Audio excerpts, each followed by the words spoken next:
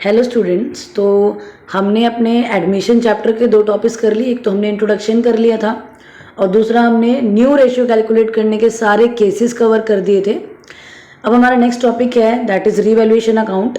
ठीक है, revaluation account एक ऐसा अकाउंट है जो एडमिशन चैप्टर, रिटायरमेंट चैप्टर और डेथ चैप्टर तीनों में ही कॉमन पैटर्न से फॉलो होता है। सारी एडजस्टमेंट्स का ट्रीटमेंट इसमें सेम पैटर्न फॉलो होता है रीवैल्यूएशन अकाउंट को सॉल्व करने के लिए। ठीक है, तो देखिए सबसे पहले तो रीवैल्यूएशन अकाउंट का नेचर क्या है। रीवैल्यूएशन अकाउंट एक नॉमिनल अकाउंट होता है। रीवैल्यूएशन अकाउंट एक नॉमिनल अकाउंट है और नॉमिनल अकाउंट का रूल क्या होता है, debit all expenses and losses and credit all incomes and gains.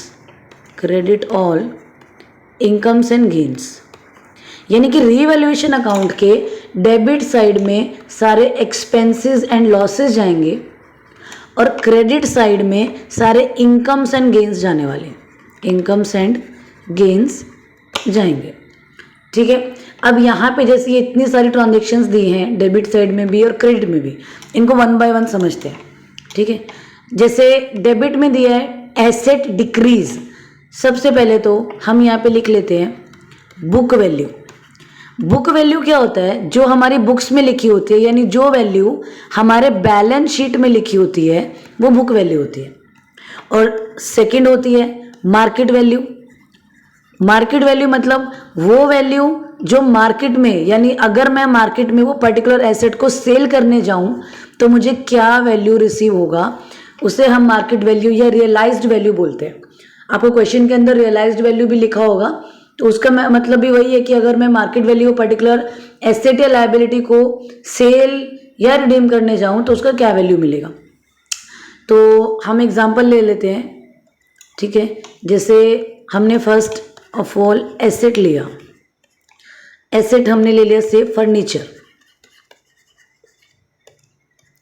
Furniture का बुक वैल्यू दिया है सपोज 15,000 और मार्केट में जब हम उस एसेट को बेचने गए तो हमें पता लगा कि वो एसेट कितने की है, 20,000। मतलब वो एसेट का वैल्यू जब मैंने मार्केट में चेक किया तो मुझे पता लगा कि वो पर्टिकुलर एसेट का वैल्यू 20,000 है।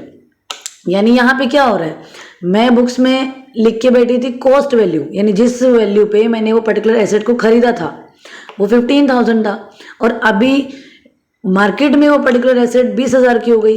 यानी मुझे कितने का प्रॉफिट हो गया, 5,000 का, 5,000 का इंक्रीज। अब ये कौन सा केस है, credit all income and gain का, यानी कि increase in the value of asset हमारा क्रेडिट साइड में आएगा। यहाँ पे हम लिखेंगे बाय फर्नीचर, फर्नीचर है ना, तो बाय फर्नीचर 5,000। वहीं पे अगर मैं ये सिचुएशन को चेंज कर देती हूँ,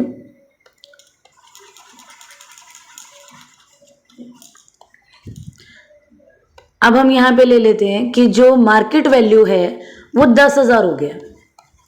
अब क्या हो रहा है, बुक वैल्यू ज़्यादा था, मार्केट वैल्यू कम निकला, ये तो मुझे लॉस हो गया। हमने क्या एज्यूम किया था कि हमारी एसेट कितने की है, हमारी एसेट 15,000 की है, बट वो एसेट मार्केट में सिर्फ 10,000 की निकली, तो मुझे यहाँ पे 5,000 का क्या हो जाता है, लॉस। हमने टेबल में देखा expenses and losses, asset decrease in value, क्योंकि यहाँ मुझे लॉस हो रहा है तो यहाँ पे मैं लिख दूंगी टू फर्नीचर 5,000, ये सेकंड केस में। ठीक है, अभी आपको एसेट का समझ में आया कि एसेट डिक्रीज होगी या इंक्रीज होगी तो उसे कैसे ट्रीट करना है। ठीक है, अब एग्जांपल लेते हैं हम लायबिलिटीज का। हाँ जी, अब लायबिलिटीज के केस में क्या होगा, ठीक है, हमने यहाँ पे ले लिया creditor as an example. Suppose creditor का बुक वैल्यू दिया है 15,000। हमने बुक्स में लिखा हुआ है कि क्रेडिटर 15,000 के हैं, लेकिन जब हमने मार्केट में वो क्रेडिटर को पे करना और इनवॉइस चेक किया और सेल और परचेज रिकॉर्ड वो सब वेरीफाई किया तो हमें पता लगा कि हमारे जो क्रेडिटर हैं वो सिर्फ 12,000 के ही हैं। यानी हमने बुक्स में लिखा है कि क्रेडिटर 15,000 के हैं बट एक्चुअल क्रेडिटर कितने के हैं, 12,000 के। तो यहाँ हमें क्या हो जाता है, यहाँ हमें प्रॉफिट हो रहा है 3,000 का, क्योंकि पहले हमें 15,000 रुपये पे करने थे, अब हमें कितने पे कर रहे हैं, अब हमें 12,000 रुपये पे करने हैं, यानी हमारे 3,000 रुपये बच गए, वो हमारे लिए प्रॉफिट या गेन हो रहा है। तो इसीलिए जब भी लायबिलिटी डिक्रीज होती है तो वो क्रेडिट आती है, credit all incomes and gains by creditor. कितने के हैं क्रेडिटर, यहाँ पे चेंज कितना आया, 3,000। वहीं पे अगर मैं ये एग्जांपल को थोड़ा सा चेंज कर दूं, हमारा बुक वैल्यू सपोज था 15,000 और मार्केट वैल्यू निकला 20,000। अब इस सिचुएशन में क्या हो गया, इस सिचुएशन में हमें लॉस हो गया। हमने क्या सोचा था कि हमने सिर्फ 15,000 पे करने हैं, बट एक्चुअल में तो हमें 20,000 पे करने हैं। तो ये जो 5,000 रुपीज़ इंक्रीज हुए क्रेडिटर्स के, ये कंपनी के लिए लॉस है। Debit all expenses and losses to creditor 5,000 आ जाएगा डेबिट में, जो यहाँ लिखा है लायबिलिटी इंक्रीज होती है तो डेबिट हो जाती है, ठीक है। उसके बाद यहाँ पे दिया है अनरिकॉर्डेड लायबिलिटी। सपोज हमें क्वेश्चन में ओपनिंग बैलेंस शीट के अंदर, ओपनिंग बैलेंस शीट में कोई वैल्यू नहीं दिया था, क्रेडिटर का कोई भी वैल्यू गिवन नहीं था, और हमें एडजस्टमेंट में दिए कि हमारे पास 20,000 के क्रेडिटर्स हैं, यानी पहले तो क्रेडिटर्स का वैल्यू 0 था और अब क्रेडिटर्स क्रिएट हो गए 20,000 के, तो वो अनरिकॉर्डेड लायबिलिटी भी हमारे लिए एक एक्सपेंस एंड लॉस है, वो भी डेबिट साइड में ही आएगा, ठीक है।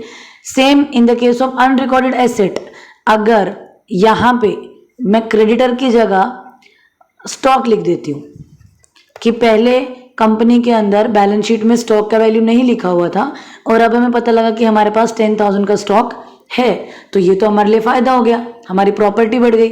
तो जब एसेट कोई ऐसी हो जो रिकॉर्डेड नहीं थी, अनरिकॉर्डेड एसेट, वो हमारे लिए इनकम एंड गेन हो जाती है और वो क्रेडिट साइड में ट्रांसफ़र होता है, ठीक है। इसके बाद जब हम सारी एडजस्टमेंट्स को सॉल्व कर देते हैं, लास्ट में हमें क्या करना होता है, रीवैल्यूएशन अकाउंट का बैलेंसिंग करना होता है, हमें करना होता है इसका क्लोजिंग, रीवैल्यूएशन अकाउंट का क्लोजिंग। अब क्योंकि हमने देखा कि क्रेडिट साइड में सारे इनकम्स एंड गेन्स हैं, यानी अगर क्रेडिट साइड का टोटल ज़्यादा है, सपोज क्रेडिट साइड का टोटल 50,000 है और डेबिट का टोटल 40,000 है, तो उस केस में क्या होगा, हमारे इनकम्स एंड गेन ज़्यादा है, तो क्रेडिट बैलेंस आने पे हमें हो जाएगा प्रॉफिट ऑन रीवैल्यूएशन कितना, 10,000 का, ठीक है। क्रेडिट साइड में 50 था, डेबिट में 40, हमने डिफरेंस निकाला दोनों का, तो 10,000 हमें प्रॉफिट आया।